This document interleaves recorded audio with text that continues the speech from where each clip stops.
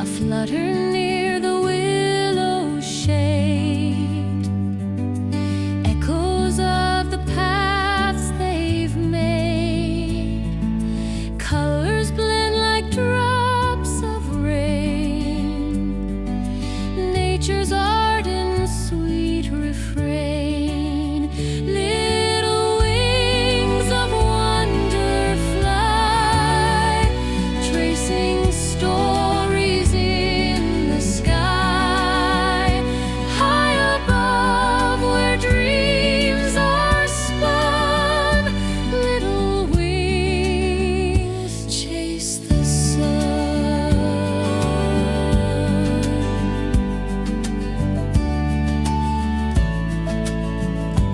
Here by and down. Imagine this for a second. It's really quiet, just before dawn, that kind of hush. And then, bam, a flash of emerald green just zips past the corner of your eye.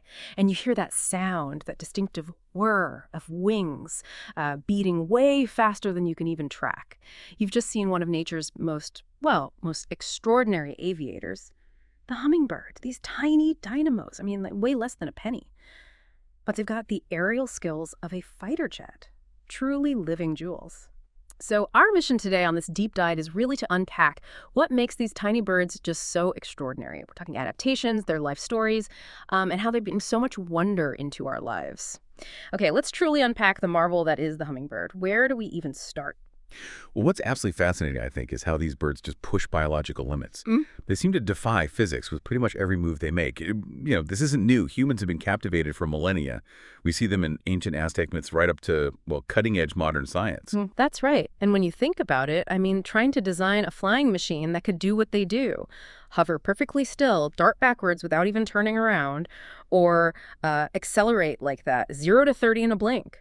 Engineers have been trying to crack that for decades. Exactly. Yet hummingbirds figured it out millions of years ago. So what is it? What's a fundamental secret to that incredible flying ability? Okay, so it really all comes down to a revolutionary wing design. Completely different.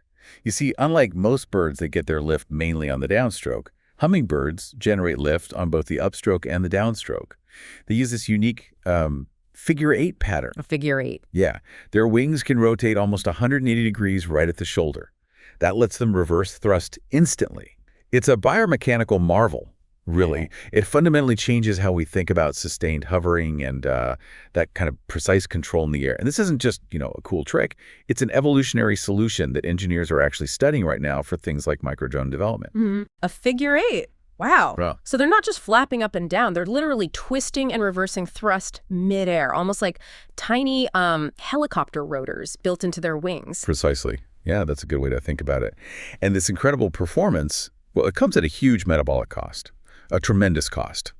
During just normal flight, their wings beat between, say, 50 and 80 times per second. That's what makes that humming sound we recognize. Right. But get this, during aggressive displays like territorial fights or those amazing courtship dives, that rate can shoot way up. Some species hit over 100 beats per second. 100 times a second? Yeah. To put that in perspective, for a human, you'd need to clap your hands 4,800 times a minute just to match their slower speeds. That's just mind-boggling energy. So, okay, with that kind of output, they must be burning fuel at an insane rate, right? Yeah. What are the biggest challenges that metabolism creates for them? Oh, absolutely. It's extreme. Their hearts can beat up to 1,260 times per minute during peak activity. Wow. That's roughly 20 times faster than our hearts. Their metabolism is so intense, they have to eat about half their body weight in nectar every single day. Half their body weight. Every day. Right. Plus, small insects and spiders for protein. If we had a similar metabolic rate, a human would need to eat something like 155,000 calories a day. 155,000 calories a day. That's just astounding. Okay, so given that, how on earth do they not just, starve or freeze when food isn't around, especially overnight, or if there's a cold snap? Right. It's astonishing. Yeah. And that brings us to one of the most remarkable strategies for saving energy. Torpor. It's basically a controlled state of hypothermia. It lets them survive those cold nights when they can't feed. During torpor, hummingbird's body temp plummets from its normal 104 Fahrenheit down to maybe 50 degrees. 50 degrees Fahrenheit for a bird that small. Yeah. And its heart rate slows way down, too, from over 1,000 beats per minute to sometimes fewer than 50. This huge physiological shift, it cuts their energy use by up to 95%. It's like a literal suspension of animation. That's incredible. 50 degrees, it sounds like a kind of mini hibernation. And watching them come out of it must be like seeing a tiny resurrection. You said they look almost lifeless. They do, initially. But then they start shivering, gradually warming up, and within, 10 to 30 minutes, they just transform back into that hyperactive little acrobat ready to go find more nectar. And this ability, to manage energy so precisely, that's allowed them to thrive everywhere, from rainforests to high mountains, even deserts and, our own gardens. Exactly. And beyond their physical prowess, which is amazing enough, what's truly astonishing is their cognitive ability, their brain power. For a creature so tiny, their precision and memory are just off the charts. Think about it. When feeding, a hummingbird has to maintain perfect positioning in space while sticking that needle-like bill deep into a flower. If they're off by just a few millimeters, they could miss the nectar or even damage the flower. Their spatial awareness is so sharp, they can remember the exact location of hundreds of individual flowers across their territory. And not just where they are, but also the timing of each flower's nectar production. Wait, so it's not just finding the flowers, but remembering exactly when to go back, almost like they have a little mental spreadsheet of nectar schedules in their head. That's pretty much it, exactly. They recall when they last visited specific flowers, and they time their return precisely for when the nectar levels have replenished.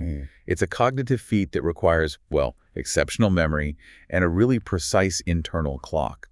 And this also ties into their migratory life story, as you mentioned. Right. And this incredible navigation isn't just for backyard flowers, is it? It's on a huge scale. Like the ruby-throated hummingbirds, they weigh, barely 3 grams. How about that? Yeah. And they regularly fly nonstop across the Gulf of Mexico. That's over 500 miles across open water. No stopping, no refueling. How is that even possible? Well, they manage it by basically doubling their body weight beforehand, packing on fat reserves. And they time their departure very carefully to catch favorable weather patterns like tailwinds. It's just a testament to their incredible energy efficiency and those navigational instincts. And if we connect this to their senses, their whole sensory world is dramatically different from ours, which definitely helps with these complex journeys. For instance, their vision actually extends into the ultraviolet spectrum. Ultraviolet. Yeah, so they see patterns on flowers that are totally invisible to us. Many flowers have evolved these UV landing strips, you could call them, that guide hummingbirds straight to the nectar. Wow. So what looks like just a plain red flower to us might have these intricate patterns for a hummingbird. That changes everything. What about hearing? Is that special too? Their hearing is also remarkable, yeah. It's tuned to detect subtle sound signatures of different species. Males often produce specific frequencies with their wings during territorial displays, kind of creating acoustic territories. And some even use their tail feathers to make unique sounds during those courtship dives. Tail feathers making sounds. Incredible. And their sense of time must be equally amazing, right? If they're remembering peak nectar times. Absolutely. They seem to have an internal clock so precise they can time their arrival at flowers to perfectly coincide with when they'll be most rewarding. They seem to know instinctively when certain flowers will open, when they're most productive, and even maybe when their competitors are likely to be busy elsewhere. Amazing. And their diversity is just as spectacular. It goes way beyond the common image people might have. Lots of people think of maybe a small green bird with a red throat, but the family has incredible variation, size, color, behavior. The largest is the giant hummingbird down in South America. Its wingspan is over 8 inches, and it weighs as much as a small mouse. 8 inches. That really is giant for a hummingbird. Okay, so what about the other end of the scale? The smallest. That would be the bee hummingbird of Cuba. It's the world's smallest bird, full stop. Weighs less than 2 grams. Less than 2 grams. Lighter than a paperclip. And its tiny, slender bill is perfectly matched. For sipping from these equally tiny flowers, certain orchids have them. Incredible. Now, here in North America, we're lucky to have, fewer than 24 breeding species? The ruby-throated, like we mentioned, that's the main one in the east, doing that incredible migration. Right. But out west, things get really interesting, diversity-wise, don't they? They really do. And as hummingbirds, for example, on the Pacific coast, they've adapted to stay year-round now. They use non-native plants and feeders to get through the mild winters. Shows how adaptable they are. Then you have the tiny calliope hummingbird. It breeds farther north than any other hummer, up into Alaska and BC, handling some surprisingly cold conditions. Yeah. Western North America really is the hotspot for diversity here. You often get multiple species sharing habitats, but each specializing a bit. Different flowers, different feeding techniques. You'll find broad-tailed hummingbirds up in high-elevation meadows. Their wings make this really distinctive metallic trill sound. Oh, yeah. Yeah. And rufous hummingbirds, tiny but famously aggressive. They make that amazing long-distance migration from Alaska way down to Mexico. This specialization, for different flowers and places, it brings us beautifully to that elegant partnership between hummingbirds and flowering plants. That's a classic example of coevolution, isn't it? It absolutely is a perfect example. Over millions of years, certain flowers have evolved specifically to attract hummingbird pollinators. They developed the red colors hummingbirds favor, those tubular shapes that fit their bills, and lots of nectar as a reward. And in return, the hummingbirds provide super efficient pollination. Right. This co-evolutionary dance, well, it's produced some of nature's most beautiful flowers. Think of trumpet vine, cardinal flower, bee balm. Those shapes are just perfect for their bills. And that rich red color acts like a beacon for the hummingbirds, but it's less obvious to bees and other insects that might just steal the nectar without pollinating. Clever. And this fascination isn't just biological, is it? Humans have been captivated throughout history. I remember reading about the Aztecs. Oh, definitely. Ancient Aztec culture saw them as sacred messengers, flying between the earthly world and the divine.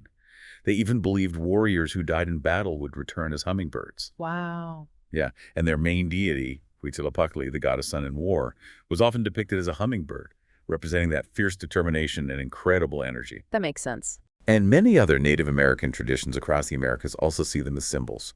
Symbols of joy, healing, good fortune, sometimes even as messengers carrying prayers up to the spirit world. And what's fascinating is that modern science is actually revealing profound truths in those ancient observations. Hummingbirds really do possess abilities that seem almost supernatural. Defying gravity, that remarkable memory, navigation. Recent research has uncovered cognitive skills that, frankly, rival much larger animals. Complex problem-solving, learning from experience. What? Yeah, studies using high-speed cameras, advanced tracking tech, they keep revealing new things about their behavior, how their aerial maneuvers just push the limits of physics for an animal their size. It's even inspired new designs for micro-air vehicles and drone technology, showing how nature's innovations can directly inform our own. Okay, here's where it gets really interesting, I think. We've seen how hummingbirds are these marvels of physics and biology, right? Living engines, tiny supercomputers. But what does all this mean for us, for you, listening right here, right now? Well, maybe the most magical thing about hummingbirds is just how accessible they are. That unique accessibility. Unlike so many wild animals where you need special trips or equipment, hummingbirds often come right to us. Yeah. They visit our gardens, they feed at our windowsills, they give us these really intimate glimpses into their extraordinary lives. Yes, and watching them navigate, say, the complex 3D space of a garden, it really shows an intelligence and awareness that kind of challenges our assumptions about, bird brains. They remember not just where the flowers are, but which ones they hit recently, which ones pay out best at different times, even which ones competitors are guarding. And their interactions, those territorial disputes are like tiny aerial ballets, birds chasing each other, intricate patterns showing off that incredible agility. Exactly. And the courtship displays, too, these elaborate performances combining flight, visuals, sound. It all shows this incredible specialization playing out right in front of us. And if we connect this to the bigger picture, in our world that's increasingly digital, maybe a bit urbanized, hummingbirds offer something really precious. It's a direct line, a connection to the natural world, right there in our own backyards or on our balcony. That's a great point. They remind us that extraordinary things are happening all around us, just waiting for us to notice and, appreciate them. And creating a hummingbird-friendly space, whether it's planting native flowers or just maintaining a feeder responsibly, it becomes like an act of participation. You're stepping into one of nature's most remarkable stories. Yeah, becoming part of that ancient relationship. Exactly. And that connection, it enriches our lives in ways we might not expect.